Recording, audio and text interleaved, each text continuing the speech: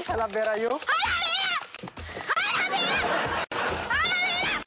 At sa Rampa, dahil from Sobeck, aba, sa Palawan naman, ang next na tungo nila.